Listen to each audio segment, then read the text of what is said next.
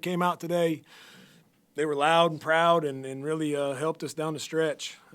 It's just you pinch yourself as we talk about trying to build this thing the right way, and I feel like our kids are fighting, scratching, clawing, and doing it together. And so for them to continue to perform and fight and to come out with a big win in front of a crowd like that, hopefully it continues to push this thing going in the right direction. So we had some individual performances that kind of just bailed us out a little bit. Obviously, Loyal McQueen was really good, especially down the stretch. 26-6 with 2 turnovers is really darn good. I thought off the bench, we got, again, back-to-back performances from Raven Thompson and Anya Poole.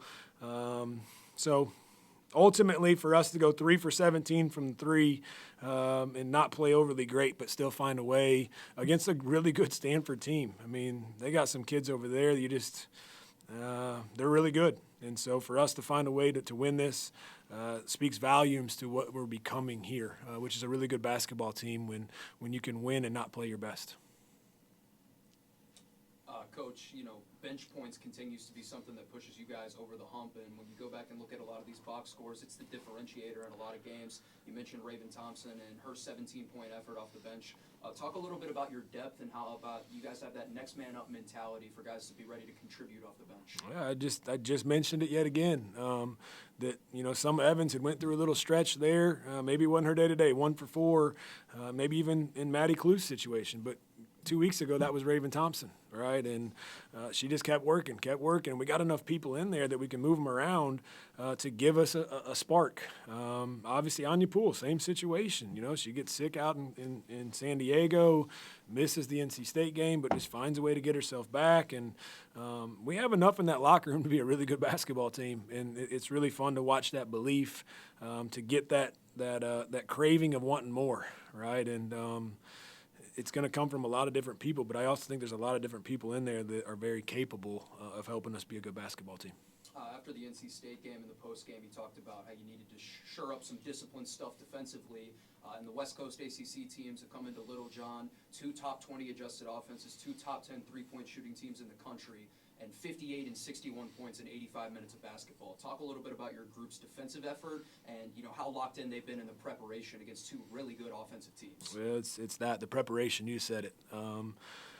I think we all kind of went back to the drawing board, especially after NC State. We had not done a good enough job as a staff putting them in position to disrupt, right? And when I mean disrupt, like we're not a deny you and pressure. That's not who we are. But you got to find a way to take teams out of rhythm.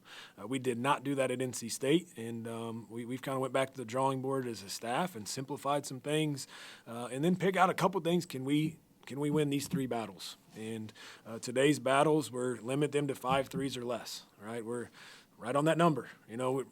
Mia over helps there, and they hit a big one to make it 5. But the other one is we're getting to the free throw line. We've stopped fouling as much as we were there for a stretch, and we are getting there. And when you can win that battle, that protects you from the days you go 3 for 17.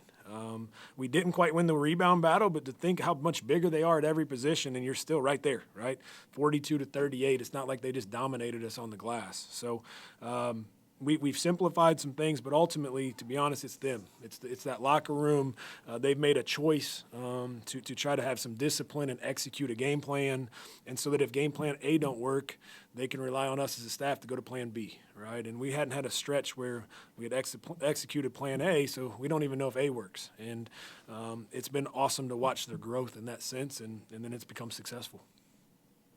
Coach, you were asking the group who wants to be here, trying to pump everybody up at one point, get them going. What was the vibe on the team among the women at the time, and then how did you feel they turned it on as the game came on? Yeah, I mean, you go through moments as a coach of, like, I kick myself, I don't call a timeout and get Hannah Cone in that last possession of regulation. And then I'm like, but then I thought I maybe had the best time out of the game, 1:46 to go down 3. They're at the free throw line, and our body language just didn't show me that we're going to go make it happen. I think Mia talked about that last game. That's kind of been something inside our locker room. It's like, go make it happen. Don't hope that Stanford's going to do something to give us the game, because they're not. They're really good, and everyone at this level is good. And so it's me learning them of how to challenge them, and sometimes, like, we don't have that internal leadership yet, but they do have a response when I can get on them like that. And I was very proud of, as I'm mentioning that, you could feel like just that the bench to look back at you was so engaging that I knew we were going to have a chance. And we went 8-1, I think, since that time out in overtime to finish it. And that's making it happen and not hoping it happens. And trying to get that internal leadership going. Obviously, Loyal McQueen seemed like, especially in the second half, really taking over that leadership role, and then 6 points, I think, in the last minute 12. What is it like for you as a coach to have her presence on the court, along with her scoring, but her confidence that she gives to everybody else? No, absolutely. I mean, she's our catalyst, right? And she's learning how to lead, right? Like, she's a leader by 26 and whatever, and she's making plays for people, and she's growing in the leadership of what I just talked about. Well, so while she's learning that piece, let me help you, right? And you keep being you as a basketball player, and she'll look at me and say, I got you. Right, I got you, and I look back at her, and I got you too. Right, I have so much confidence in that kid. She's a winner. She's okay and willing to be coached, even though she's a fifth-year kid. It's not like she knows it all. Right, she'll look right in my eyes, and she believes in me. I believe in her, and she's really growing up. And as she's grown up, we have grown up. Coach, after the hard-fought win today, you're now 3-1 in ACC play. How do you manage to, keep your team focused throughout the rest of these conference games coming up? Yeah, it's one game season, every game out. This obviously stretch here, it was no different. We didn't talk about Stanford until after Cal, right? We took care of business, but we had to refocus, right? We had to refocus and understand that this team, right, we are not a roll the ball out better than anybody else in this conference. And how we are built is discipline and together and with an ultimate focus. And so although we're gaining a lot of confidence that we can win games like this while while we did not play well, that it's going to take that same preparation to beat Virginia. Right? And who cares after that? We'll worry about that when that time comes. All our focus is one at a time, but one day at a time that we're going to continue to get better. And I think that it's definitely my job that we can keep progressing while you win and not feel like we've made it, because we have a long way to go. Coach, what's your message to the fan base that showed up to the tune of 2,400 tonight? Obviously, another big two-game turn coming up on Thursday and Sunday.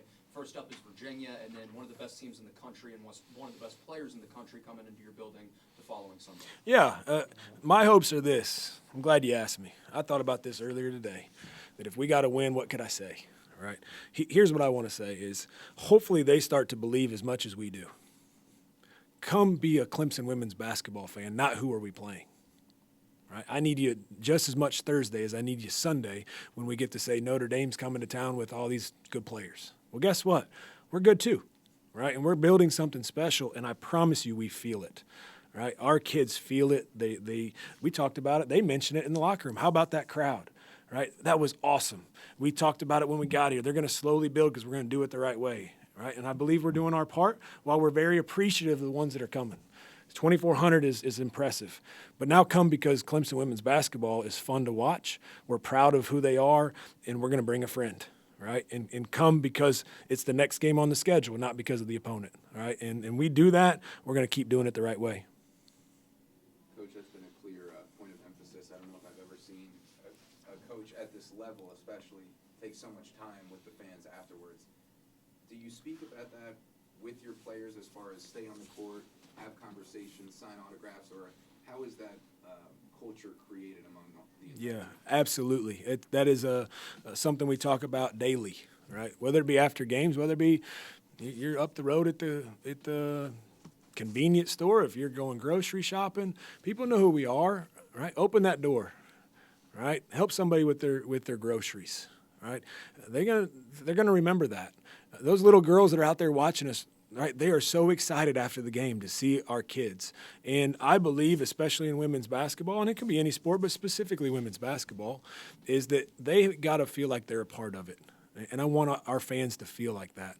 I feel like that what we're putting out there can be represented in a lot of different homes, right? There's a lot of Hannah Cones around here, right, that are 6, 7, 8 years old, and they can look up, and that's who you'd want your daughter to be someday. Right? There's a lot of Mia Moores sitting around here. There's a lot of loyal McQueens. That is what a great way to represent and for someone to look up to. So while that's happening, how do we give back? How do we give time to those little girls or whatever it may be, even fans in general, that, hey, this is not only us as basketball players, but this is us as people, right? People that are I would say, very, very proud to be at Clemson, and they're representing Clemson University, specifically women's basketball, in the right way. The only way we can do that is you got to get relational, right? You got to feel it. And so it's definitely something, it's what we did at Virginia Tech during my time there, and it's no different than what we're going to do here. And you guys are giving so much back to the fans, but what do you think your players take away as far as life lessons or growth from your teaching, but then from what they're learning from the little girls or, little kids all the way through the years? Yeah, that you're a role model, right? Little you know that there's people looking up to you. So how you handle success, how you handle failure, how you handle a teammate, somebody's always watching, right? And we talk about it all the time of, every day's an interview. Somebody's always watching. So what do you want their perception to be? And I'm really, really proud of how they're handling themselves, right? We got some young women in that locker room that are going to be future leaders in whatever they decide to go into. And so to take these opportunities, right, to give back, and because they were them not that long ago, right? And I think it's really cool that they're seeing this thing grow, right? And I know we can talk about the education name. That was awesome, right? But that's orchestrated all these kids coming. That was 2,400 people on a random Sunday to come, and our girls see that growing, right? They see our games. They see our team, how we're getting better, and it goes hand in hand. Right, and so we got to continue to do our job. Does that mean we got to win every game? That's where our hopes are, but we got to keep representing in a positive way for people to want to come back. Any more questions?